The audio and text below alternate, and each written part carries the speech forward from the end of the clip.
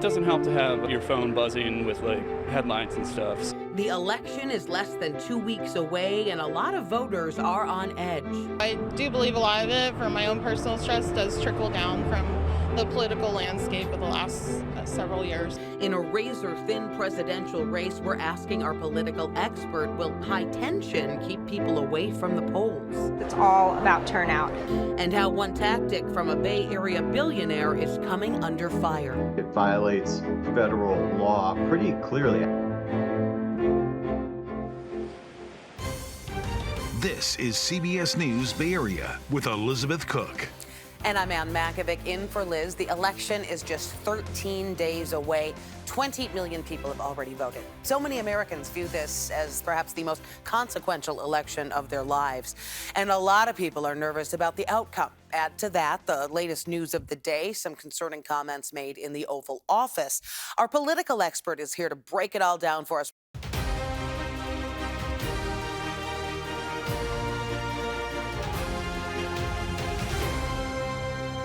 With less than 2 weeks until Election Day, Donald Trump's former chief of staff just gave a scathing review of the former president. As Natalie Brand reports, the comments have given Vice President Kamala Harris a new line of attack.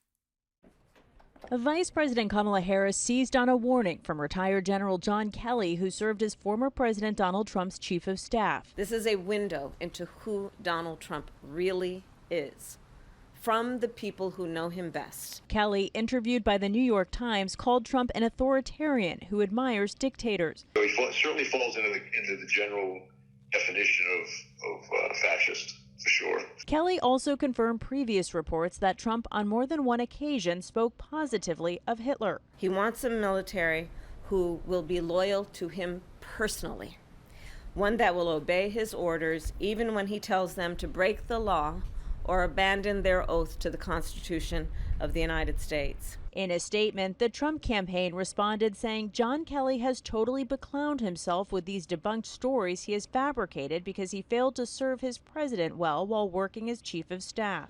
Trump did not address Kelly's interview during a town hall with faith leaders in Georgia. If you look over the last 30 years or so, for whatever reason, Christians are not tremendous voters in terms of percentage. If they were, we'd never lose an election. We wouldn't have had these people in office. He's holding back-to-back events in the battleground today where supporters say they're confident in his leadership. Did he run this country as a dictator the 4 years he was in? Absolutely not. No wars. The economy was absolutely incredible. Everybody's making money. He wasn't a dictator then. Why should you be a dictator now? Vice President Harris tonight is taking part in a town hall in a suburb outside Philadelphia. Natalie Brand, CBS News, the White House. It has already been a roller coaster of an election season, with President Biden leaving the race and two apparent assassination attempts. Coming up, a new survey reveals how this election has taken a toll on our mental health. Plus, we are asking our political expert about the Musk effect, how the billionaire is trying to influence the election and how he could be breaking the law. Iranian hackers have apparently been poking around election websites in several battleground states. That's according to Microsoft. The report says they might be looking for vulnerabilities that could be used to influence the presidential election. Sources say there is no evidence, though, that they were actually successful. The U.S. Postal Service is trying to reassure voters that they are ready to safely and securely deliver election-related mail. The USPS says it has more than enough operational capacity to deliver ballots in the final stretch of the election. It says it's doing everything it can to make sure mail is delivered on time and securely.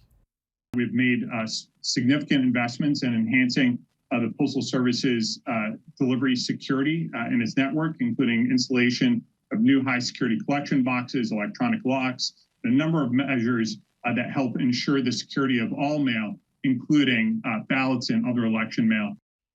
The Postal Service says in the 2020 general election and in the 2022 midterms, more than 99% of mailed ballots were delivered to election officials within 7 days. Well, as Election Day draws closer, stress levels have been going up. Dina Demetrius shows us a new survey that tells us Americans are anxious about the future of the nation, the economy, and, of course, the presidential election.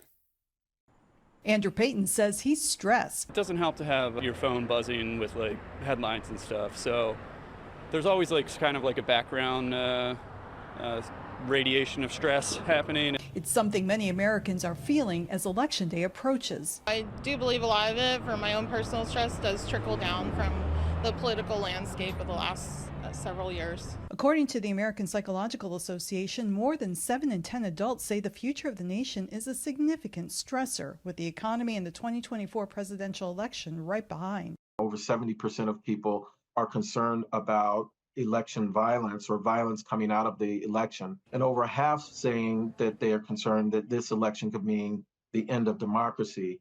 And what's striking about that is that both Democrats and Republicans are not that different on those two issues. Dr. Arthur Evans says despite the stress, more than 60% of adults are feeling hopeful about the change this election will bring. Health experts say it's important to find ways to cope with stress, and that starts with eating right, exercising, and getting enough sleep.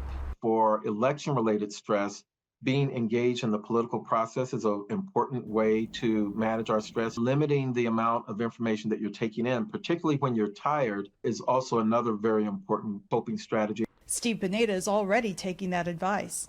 I don't really follow the media much. I don't have much of social media. In fact, I have no social media. Faith is the number one thing, what keeps me central. Finding balance between being informed and not overwhelmed. Dina Demetrius, CBS News, Los Angeles. Well, the survey also shows more than half of Americans hope this election will lead to a more inclusive society. Joining me now to talk about it all is Sonoma State political science professor David McEwen. I always love to have you. Thanks for being here, David. Thank you. Thank you very much. Let's talk a little bit about that stress. You know, almost 80% of people in a survey said that they're worried about the future of our country, but that is stressing them out when it comes to the results of the election. So what do you think that could do when it comes to turnout? Well, look, we expect record turnout, but there is an idea that non-voting or kind of opting out, not playing in the game, if you will, is a conscious decision. All of this is exhausting, right? We're in the news. We do lots of things around the elections. We explain the stakes and try to analyze what's happening. But for a lot of people living their day-to-day lives, and that's just a lot on their shoulders. This is a very consequential election. There's no doubt about that. But there are ways to kind of balance that. And you have to figure out what that balance is for yourself. But at the same time, you kind of have to take a pause and an exhale here, because over the next 2 weeks, perhaps even after the election, we're going to see a lot of upheaval and there's going to be a lot of stress. So I guess the best is yet to come. But you got to think about this in terms of this great democratic exercise. There's going to be a lot of people out there urging people to vote, and that pressure to participate will continue. Let's see how many people opt out. It probably is going to be a record-setting election in terms of overall voter turnout. So I know this is more of a guessing game, but if people do just say, no, I'm tuning out, I'm not even getting involved in this, what party do you think that might help more?